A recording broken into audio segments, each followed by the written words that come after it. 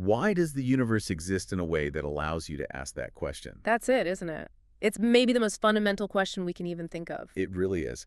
And the deeper scientists dig into the architecture of reality, the fundamental physics, the constants, the shape of space, the more it looks like the answer isn't some neat, predictable blueprint. Not at all. It looks like we won a cosmic lottery. And against just incomprehensible odds.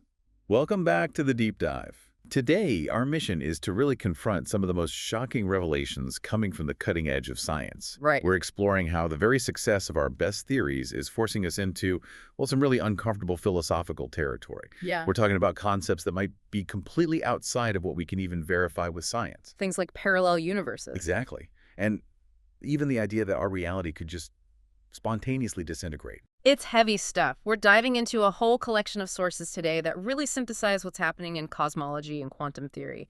We're going to break down the just near impossible precision needed for our universe to support life. The fine-tuning. The fine-tuning, yeah. Yes. And then the dramatic implications of the failure of the search for a theory of everything, specifically string theory. And that leads to a whole different kind of mess. It does. And then we'll get into the mind-bending reality of quantum mechanics itself, which leads us to an entirely different class of multiple worlds.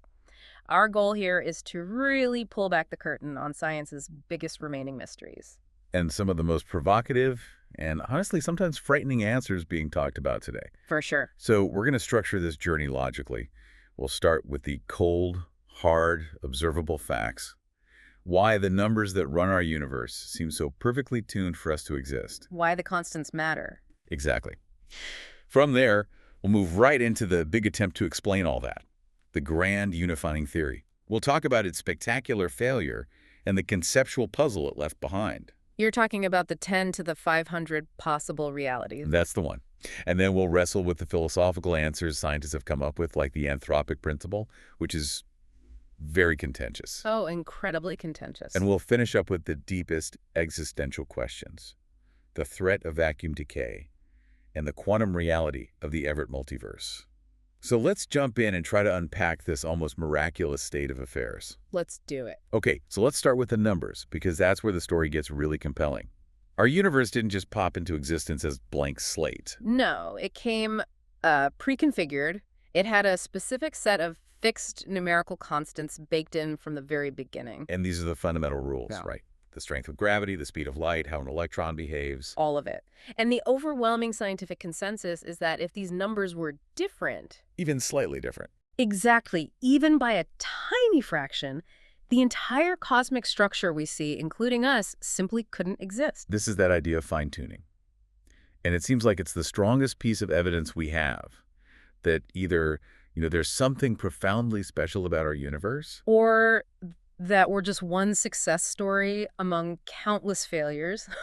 And we aren't talking about minor differences here. We're talking about life or death thresholds for the universe itself. Okay, so give us an example. What's one of these critical numbers? Let's take the mass of the electron. It seems like such a tiny, insignificant detail, right? But its precise mass basically sets the scale for all of chemistry. How so? Well, electrons are held to the nucleus by the electromagnetic force. If the electron had a significantly larger mass than it does, the whole structure of every atom would just shrink dramatically. The atoms themselves would be smaller. Much smaller. The Yeah. electron would sit much closer to the nucleus. And if you do that, you drastically change all of chemistry. Our world becomes impossible. So if the atoms shrink, what does that actually do to the world we live in?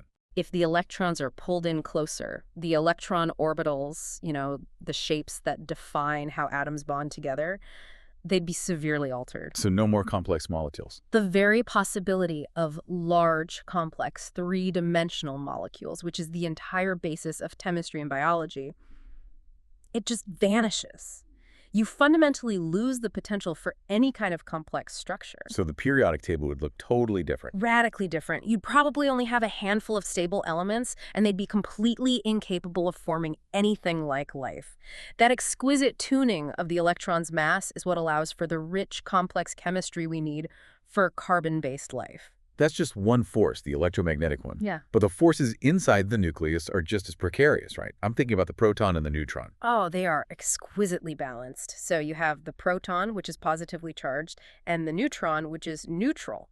Their masses are incredibly close, but not identical. And that small difference is critical. Absolutely critical. If the mass difference between the neutron and the proton weren't maintained within, say, a few tenths of a percent of what it is now, the universe would have collapsed into a totally inert state almost immediately after the Big Bang. What would have happened? Well, consider this. If the proton were just a tiny bit heavier than the neutron, every single proton in the universe, which is the nucleus of hydrogen, the most common element, would have quickly decayed into neutrons and other particles. No more protons means no more hydrogen. Exactly. And without stable protons, you can't have stable hydrogen atoms. You can't build more complex nuclei.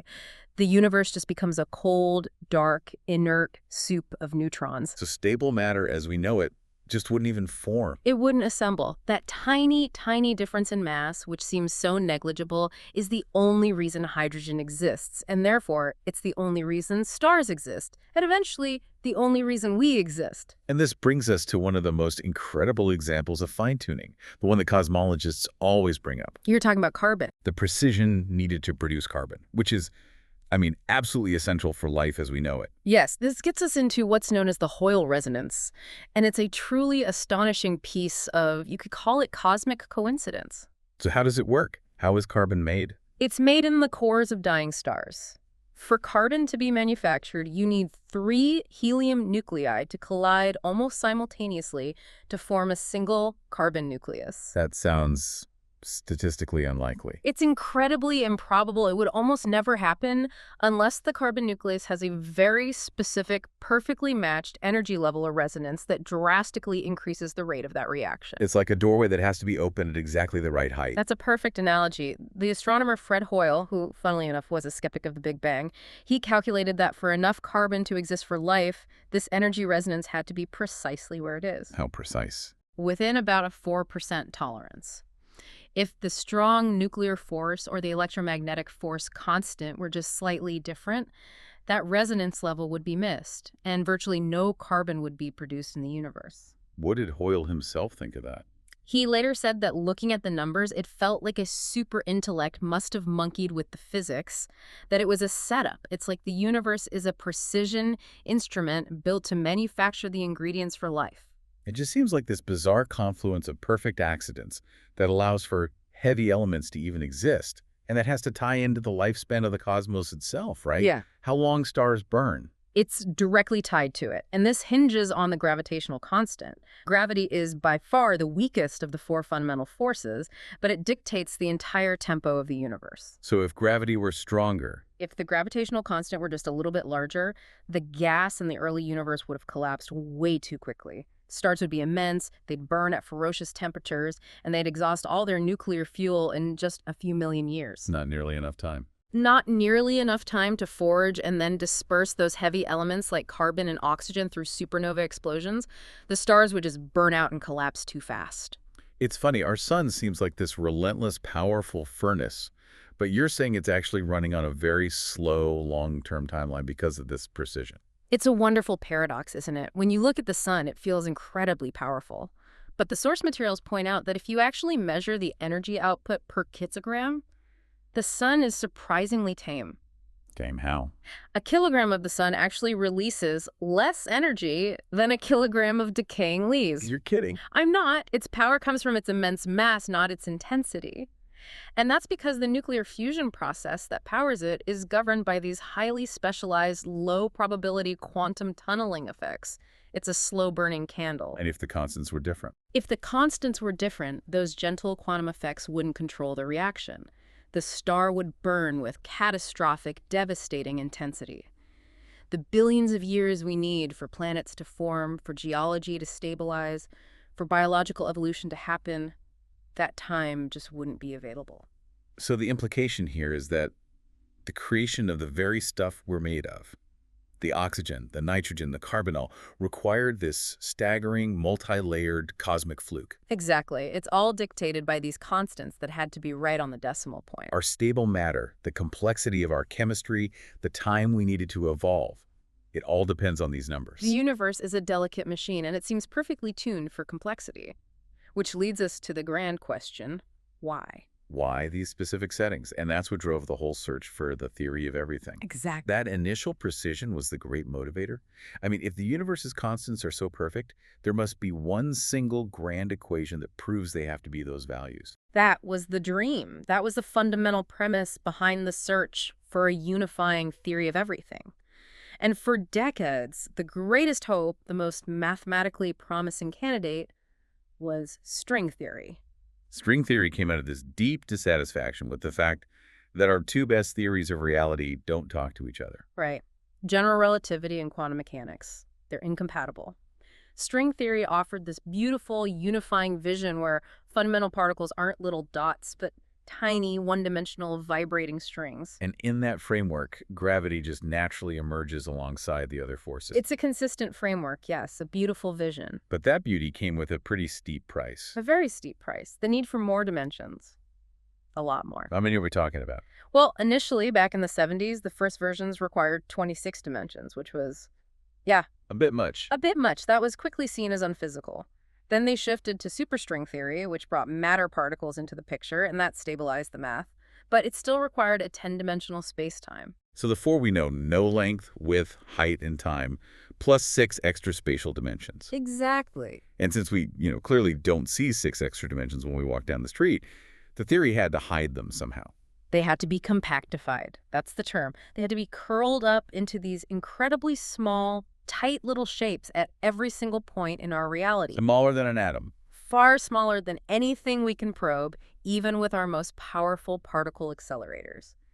These compactified spaces are complex geometric shapes. They're called Calabi-Yau manifolds. I think I've heard the garden hose analogy for this. It's the best one. From far away, a garden hose looks like a one-dimensional line, but if you zoom way in, like an ant walking on it, you see it has a two-dimensional surface, the length and the circumference. Those extra dimensions are like the tiny circumference of the hose, just curled up and hidden from our microscopic view. And the great hope, the great anticipation, was that the specific geometry of these curled-up dimensions would hold the mathematical blueprint for our entire reality. Precisely. The shape of that Calabi-Yau manifold was supposed to determine everything. The geometry dictates how the tiny strings can vibrate. And the vibrations are the particles. The different vibrational modes manifest as the specific masses and charges of the fundamental particles we see. The electron, the quarks, the photon. The geometry is the physics. So scientists were hoping there would be only one way for them to curl up. Or maybe a very small handful of ways. One stable, mathematically consistent Calabi-Yau geometry that the universe had to settle into. That would have been the ultimate triumph. It would have elegantly proven that string theory dictated our specific, fine-tuned reality. But that is not what the theory delivered. No, it delivered the most disappointing answer imaginable. It delivered the landscape problem. The landscape problem. Instead of finding a single unique solution, researchers found an astronomical number of possible stable configurations for those 6 curled-up dimensions. How many? Approximately 10 to the power of 500 different ways. 10, with 500 zeros after it. Yes, and each of those 10 to the 500 different ways of curling up the dimensions results in a completely different set of physical laws, particle masses, and constant values. Every single one is mathematically consistent, but they describe wildly different universes. I still can't really grasp that number. I know the estimated number of particles in the entire observable universe is something like 10 to the 100. And that number just looks like a rounding error compared to 10 to the 500. It's an important exercise in scale. If you took every single particle in our observable universe, every proton, neutron, photon, neutrino, and then you multiplied that total number by itself 5 times over, you still wouldn't get close to 10 to the 500. It's just a space of possibilities so vast it's meaningless. It's literally incomprehensible. And what it meant was that string theory, which was supposed to explain why our universe is the unique solution, instead became a framework describing an almost infinite number of potential universes. So it went from being the one true answer to just being a catalog of possibilities. Exactly. It completely lost its predictive power. And that failure forced physicists into a new question. If the theory allows for 10 to the 500 different stable realities, why on earth did we end up in this one? The one that just so happens to be perfectly fine-tuned for life. Yes, and that question just fundamentally broke the promise of the theory of everything. It did, and it ushered in the necessity of a very different kind of answer, a philosophical one. The anthropic principle. The anthropic principle. The realization of that 10 to the 500 landscape created a vacuum in physics, and this principle just rushed in to fill it. If physics couldn't predict the constants, it needed a reason for their special values. So let's break down the core concept here. We're talking about the weak anthropic principle, or WA. Right. WAP, in its simplest form, is basically an exercise in observational necessity. It doesn't try to explain why the universe exists in the first place. Only why we perceive it to be the way it is. Exactly. Why we perceive it to be so finely tuned. The analogy is simple. Why do you live in a big city and not, say, 5 kilometers from the South Pole? Because I couldn't survive there. The answer is that simple. We live where it's possible for us to live. So apply that to the cosmos. If there are 10 to the 500 possible universes, each with different constants, the vast majority of them will be sterile. They'll instantly collapse, or there'll be nothing but radiation, or they'll be full of stars that burn out in a million years. So we, as Yeah. observers, We must necessarily find ourselves in one of the very few universes in that landscape that has the right constants for stars, planets, carbon, and ultimately complex life to form. so it's basically saying we live in a universe where observation is possible, because if we lived in any of the other ones, we wouldn't be here to ask the question. That's the essence of it. It sounds neat, but it comes with a huge, unavoidable piece of baggage. It does, a massive one. Multiverse has to be real. That's the philosophical burden you have to carry. To use the anthropic principle to explain fine-tuning, you have to accept that the cosmic landscape described by string theory is physically real, that all those 10 to the 500 possibilities actually exist as separate realities. Separate bubble universes. Bubble universes, different domains, whatever you want to call them, yes. And this idea generates a fierce debate in the scientific community. There seem to be two extreme reactions. The first one is that this is a profound moment of humility for humanity. Yes, the supporters see the anthropic principle as a philosophical breakthrough. They argue it just continues this long historical process of demoting humanity from any special place in the cosmos. Copernicus kicked us out of the center of the solar system. Hubble showed our galaxy was just one of billions. Now this suggests our whole universe is just one lucky, non-special bubble in an infinite cosmic multiverse. It suggests the laws of physics aren't simple and unique, they're contingent and vast.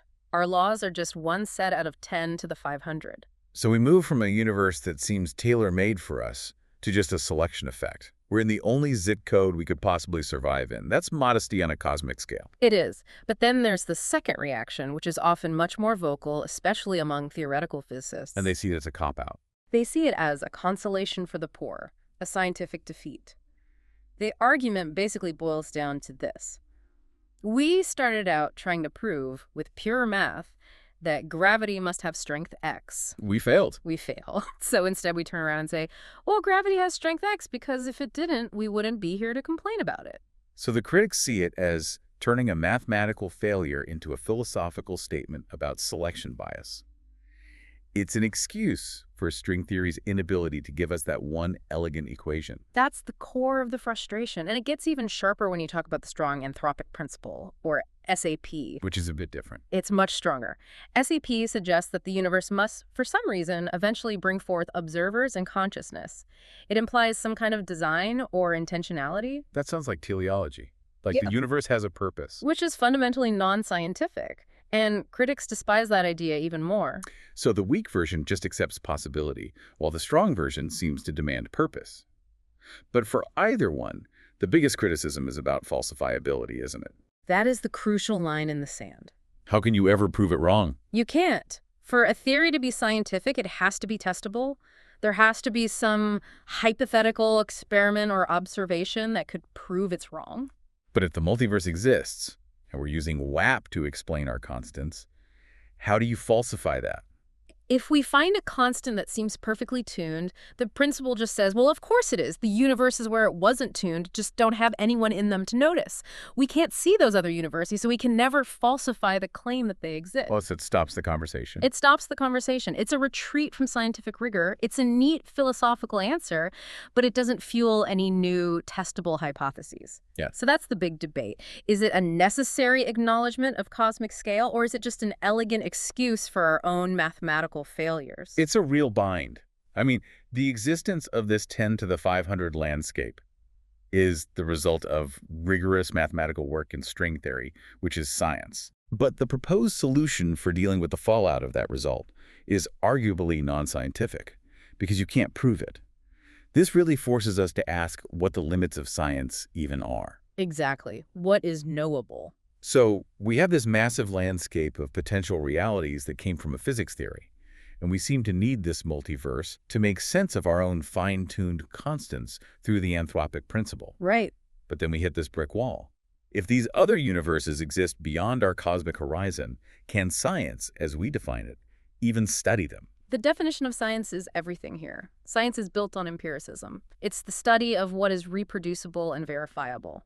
If I do an experiment here, someone else should be able to do it somewhere else and get the same result. Exactly. Even when we look at, say, a galaxy that's 10 billion light years away, we can still receive photons from it. We can analyze its light, infer its structure, and apply the same laws of physics we measure in our labs. It's part of our causal universe. But a different universe, in the context of the string theory landscape, is something fundamentally different.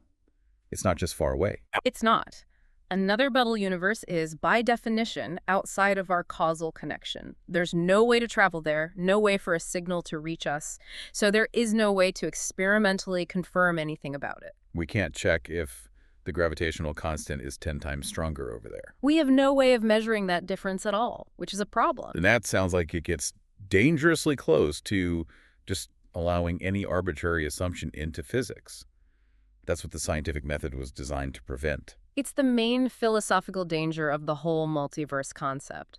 I mean, if you throw out the need for verification and falsification, then any explanation, no matter how outlandish, can be dressed up in sophisticated math and presented as a theory. The sources had a great analogy for this. A powerful one. You could, for example, come up with a highly complex mathematical theory that says the entire world is governed by sentient Christmas ornaments. Okay. And the reason for cosmic expansion is their collective fear of being late for Christmas. You could write down pages and pages of very detailed equations for the dynamics of these ornaments, but without the ability to observe or measure them to constrain your theory. How is that scientifically any worse than a theory that posits 10 to the 500 unobservable realities? Without data, a theory is just a story. It's just an assumption. So this multiverse idea, which was born from the mathematical rigor of string theory, ironically threatens to dissolve the very constraints of the scientific method itself. So we're left defending a concept that's necessary for the anthropic principle to work. But which cannot be proven. It stops being a physical theory at that point and starts acting more like a moral philosophical concept, something we use to rationalize things we can't otherwise explain from first principles. That philosophical uncertainty is unsettling enough. But now, let's pivot to something that's purely theoretical, but has a truly terrifying and maybe even measurable consequence right here in our own reality. The potential collapse of the quantum vacuum. Exactly. We're moving from the unobservable to the potentially catastrophic. This threat comes from a deeper understanding of what the quantum vacuum is. It's not just empty space. Right, it's not nothing. It's the arena where all particles and forces play out. It's the lowest possible energy state for all the quantum fields. It's the baseline setting for reality. This vacuum is what defines which particles can exist, what their masses are, and how they interact. And this reality setting is governed by fields, like the Higgs field that gives particles mass. Exactly. We currently exist in a specific energy state of these fields.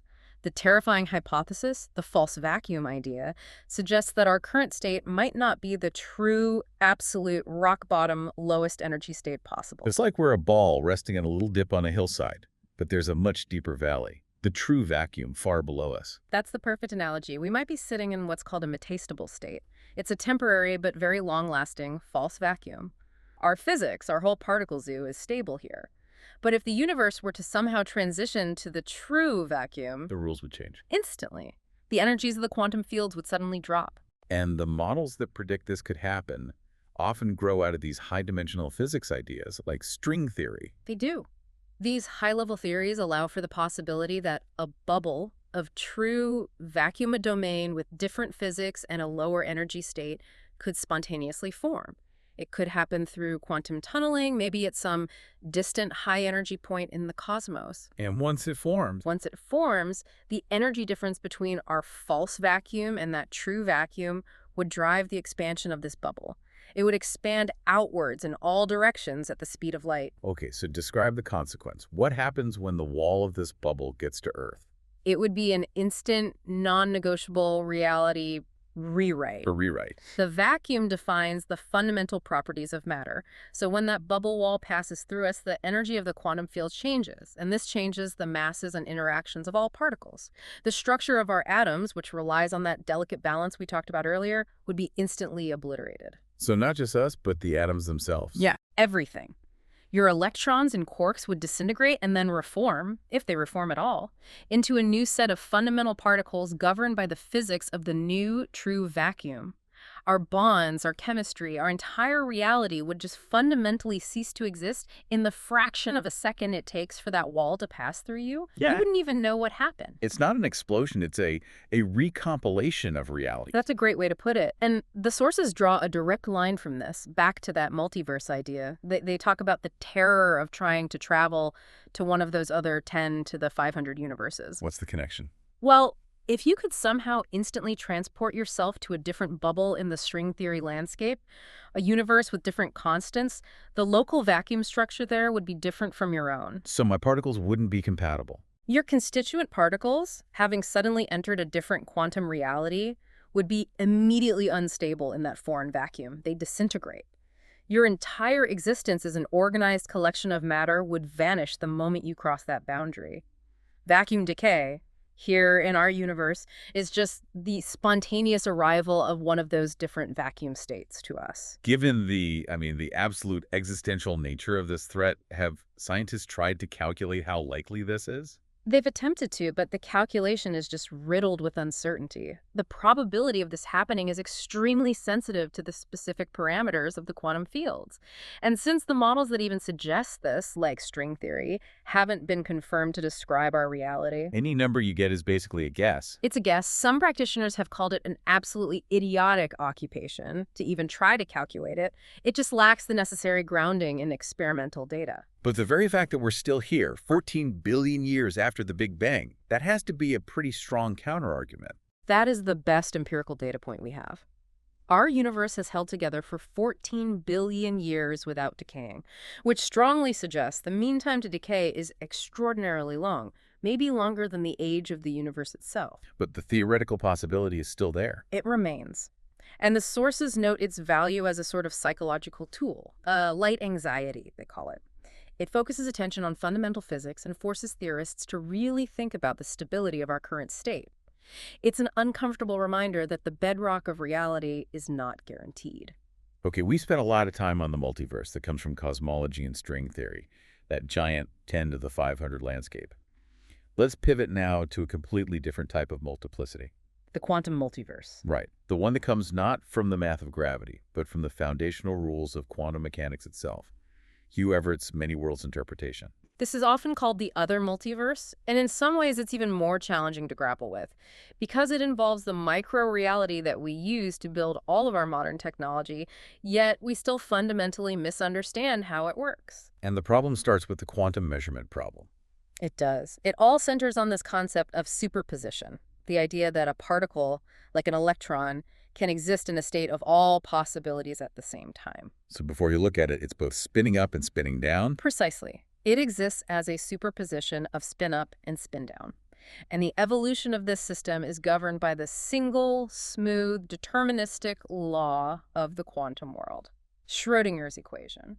And that equation says a superposition should stay a superposition. It dictates that if a system is in a superposition, it should remain in one no matter how complex the system gets. But in the real world, when we actually measure the electron, we never see a superposition.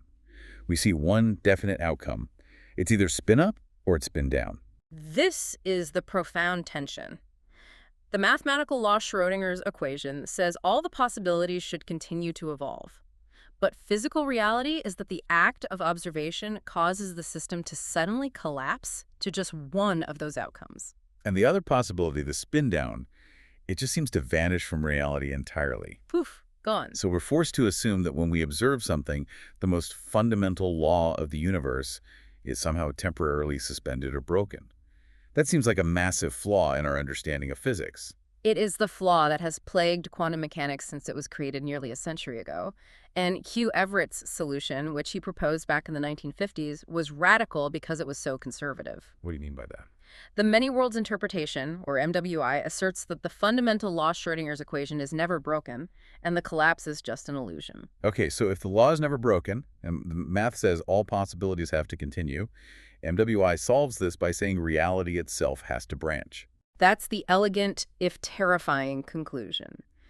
At the moment of measurement, the entire universe splits into separate, non-interacting branches. So in the branch I'm In the branch you inhabit, the electron was spin up, your measuring device registered spin up, and your brain recorded seeing spin up. and in the other branch. In the other branch, which now exists completely separately from you, the electron was spin down, the device registered spin down, and a different version of you continues on that timeline. We save the mathematics by multiplying reality an infinite number of times. Essentially. And the classic illustration for this, Schrödinger's cat, really drives home the human cost of all this branching. It illustrates it perfectly. If the quantum outcome, the spin of an electron, say, determines whether a poison is released in a box with a cat. The cat is either dead or alive based on a random quantum event. Right. But the many worlds interpretation guarantees that both outcomes happen. When the observer opens the box, the universe splits. In one branch, the observer sees a dead cat and is sad. In the other branch, a parallel observer sees a live cat and is relieved. Both observers and both cats exist. They're just separate but equally real. Exactly. So this interpretation, it elegantly fixes the measurement problem. It saves the math. But, like we said, it introduces this huge philosophical crisis about probability. This is the core intellectual difficulty that critics of many worlds always highlight. In our normal single-universe view, probability is everything. If an event has an 80% chance of happening, you bet on the 80% outcome because the 20% outcome might not happen at all. But if many worlds is correct, every possible outcome is guaranteed to happen in some branch. The 80% one happens and the 20% one happens. They both happen. So if every possible future is certain to occur, what does a probability of 80% even mean for me right here, right now?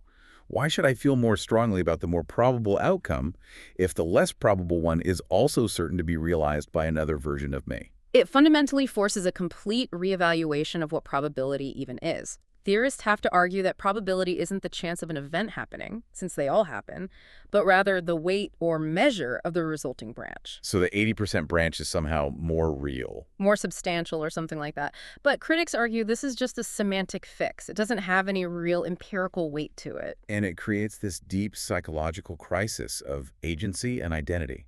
I mean, if I'm facing a tough moral choice and I choose the good path, a parallel version of me is guaranteed to choose the bad path. Right. If I work hard and achieve something great, another version of me is guaranteed to fail spectacularly.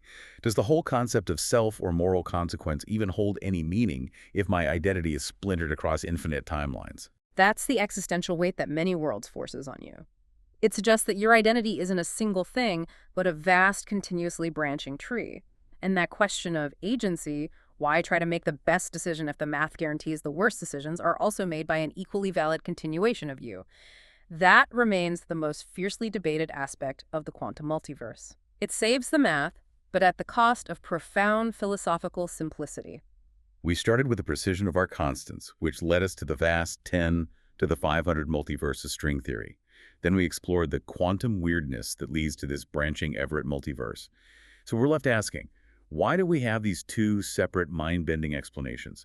Why hasn't science found that one single unifying answer yet? The simple reason is that we're still shackled by this inability to unify the two greatest achievements of 20th century physics. We have two staggeringly accurate but fundamentally incompatible descriptions of reality. General relativity for the very large, and quantum mechanics for the very small. General relativity, which was born out of Einstein's genius, describes gravity as the curvature of space and time.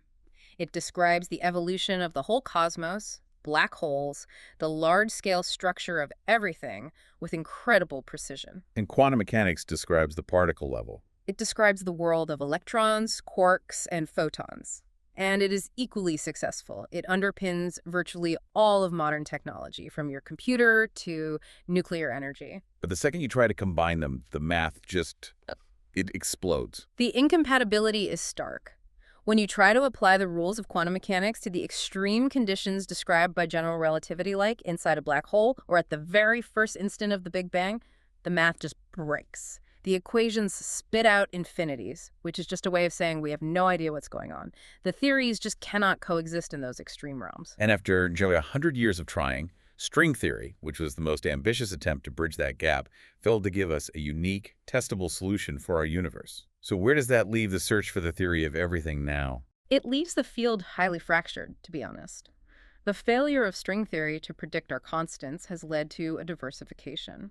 While a lot of people still study string theory for its mathematical power, other approaches to quantum gravity are being developed. Like what?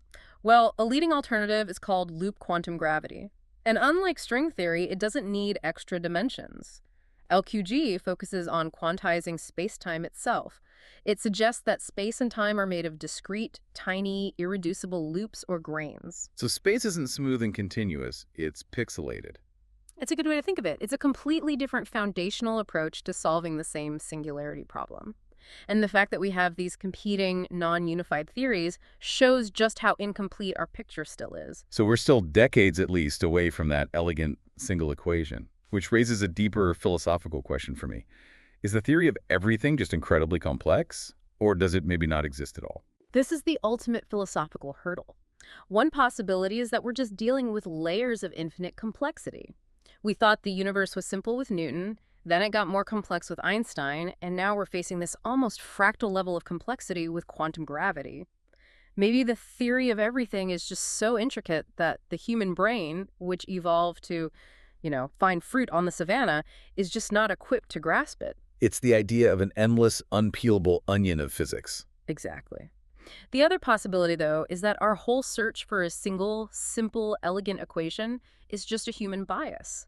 It's a flawed goal based on our past successes with relatively simple laws. Perhaps the universe is just infinitely deep and intrinsically dualistic, and there is no single master equation that governs both the cosmos and the quantum realm seamlessly. It's humbling to think that the development of science really depended on the sheer luck, that the first few approximations, like the law of gravity, were simple enough for us to figure out with our basic tools. That luck cannot be overstated. We live in a more or less knowable universe, but when we push right up against the boundaries, we find the answers are either infinitely complicated or they seem fundamentally arbitrary, constrained only by this selection bias. We are still that child on the beach, picking up smooth pebbles of truth, while this vast ocean of unknown reality stretches out in front of us. So maybe the greatest truth we've found so far is just defining the limits of our own knowledge. I think that's a fair statement. We have completed a comprehensive and I hope a provocative deep dive into the very limits of reality today. We started by admiring the exquisite precision of our universe's constants, things like the Hoyle resonance, the proton-neutron mass difference, and we realized that this very precision forces us to consider parallel realities. And this idea of multiplicity came from two different places. It did. It arose either as a consequence of mathematical failure in string theory, leaving us with that 10 to the 500 cosmic landscape, or as a fundamental necessity to preserve the laws of quantum mechanics, which leads to the constantly branching Everett multiverse. And we wrestled with the anthropic principle, debating whether it's a necessary act of scientific humility or maybe just a philosophical concession to an unexplainable mathematical complexity. And we even considered the terrifying testable possibility that the fundamental bedrock of our reality, the quantum vacuum, could just spontaneously disintegrate in an instant. It covers a lot of ground. It does. And the ultimate question for you, the listener, remains purely existential and, I think, highly personal. What? We talked about the hypothetical terror of instantly disintegrating if you traveled to another universe, but consider the quantum multiverse, the many worlds idea. Okay.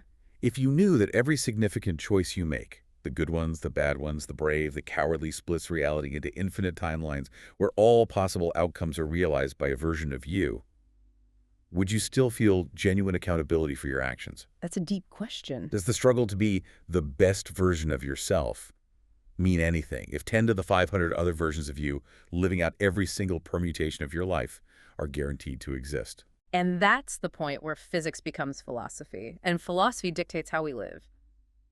So head to the comments section and tell us. Which concept do you find more compelling and which is more unsettling? Is the cosmic multiverse of string theory a necessary consequence of complex math, or should we dismiss it because it's unfalsifiable? And is the anthropic principle scientific genius, or is it just an elegant piece of intellectual nonsense? And as a final thought, the theory that launched so much of this discussion, quantum mechanics, is approaching its centennial. Next year, 2025, marks 100 years since it was created. A full century of a theory that is absolutely indispensable to our world and yet is still fundamentally misunderstood. We're still at the very, very beginning of understanding reality. Thank you for joining us for this deep dive into the limits of reality. Until next time, keep questioning the vacuum around you.